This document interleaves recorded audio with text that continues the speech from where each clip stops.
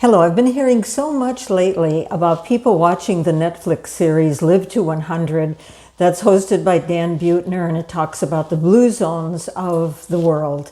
There are 4 or 5 of them in the world that have been, they are areas of the world noted as blue dots on maps where populations live to be 100 and beyond. So living to 100 is something that could become more common, but the extraordinary thing about these populations is they live to be 100, but they're still vibrant. They're not getting sick. They don't have chronic illnesses. And this series has become very, very popular.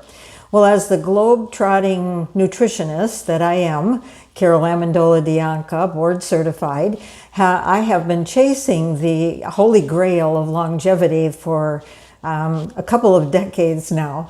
And in 2019, I packed myself up and I went to the Blue Zone of Sardinia, and I stayed there for a week and traveled with and met with some of the lead researchers of that area and met a lot of the centenarians.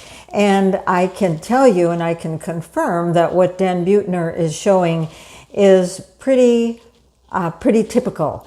So I made a couple of notes. I've combined that series down to about 4 or 5 points that I noticed when I was in the Blue Zone of Sardinia. And I would like to just recap that for you in case you haven't seen the series or don't want to see it or don't have enough time. Here's really what I witnessed. Number one is that there were some very close social networks among people.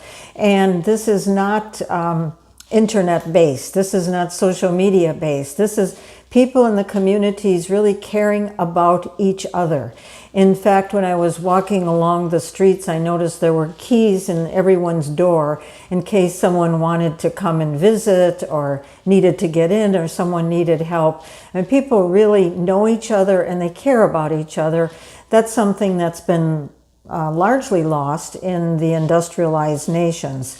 And because of that, they have tremendous resilience. So when faced with disappointments in life, they have resilience to come back from that. And that's probably connected with their social networking. I met with Dr. Maria Fastame, who did a whole scientific research on resilience. And she said one of her observations was that the people had very little ill mental health, which is, and they're not a very high socioeconomic status. These are not people that live in luxury with big budgets and big incomes. These are people with relatively little when it comes to material things, but very strong mental health. And again, that resilience comes from accepting whatever does come their way, accepting it, living through it, working through it, being supportive of each other. And this resilience, of course, adds to their longevity because, as we know, stress and being isolated, both of those two things, does cause illness. We know that now. So they have a very consistent and familiar diet. You know, they grow most of their food. Everything is really grown locally and eaten seasonally. They have a very high plant-based diet.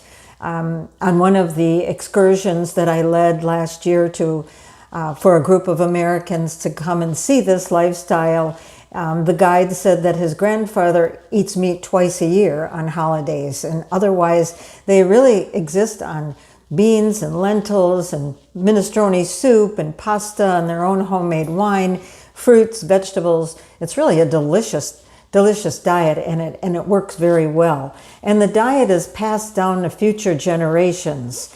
Now, the interesting thing that Dan Buettner pointed out, that there are a couple of these blue zones, one in Okinawa and one in Ikaria, Greece, where people were living long, has been, what would I use, the word invaded maybe, or transitioned to traditional industrialized life with junk food, a different lifestyle, less movement, and they are becoming just as sick as other people that live in that type of lifestyle. So the moral is, they left that lifestyle of longevity, we are proving, we don't need another scientific study. I guess it's always good to have one, but you can see with your own eyes in 1 or 2 generations what has happened. So physical movement is also so important. I mean, people don't even realize they're exercising, but they're walking 4, 5, 6 miles a day just throughout their day, because people walk. They walk everywhere. They don't jump in the car and go to the next town to buy something. And believe me, I've experienced it. The streets, the roads, the paths are not flat, and they're not short sometimes. So people do enjoy walking, and they get out and they do that exercise every day. Here are some things that I didn't see when I was in the Blue Zone of Sardinia. I didn't see a nursing home, because people take care of each other when they get very old or frail or need help. I didn't see a workout gym, probably because they have a forced Stairmaster every day within their everyday life, and I didn't see a hospital. The closest hospital was, I think, 70 kilometers away from this region with the 6 villages that comprise the Blue Zone. So that is the Live to Be 100 series in, I think, 6 minutes. I hope you enjoyed it. If you're a subscriber, I want to thank you for subscribing to my channel. If you aren't a subscriber yet, please do so. It would make me extremely happy. I know it's not your job to make me happy, but I would be very happy to have more subscribers so I can continue to pass on this information. Thank you so much for visiting today.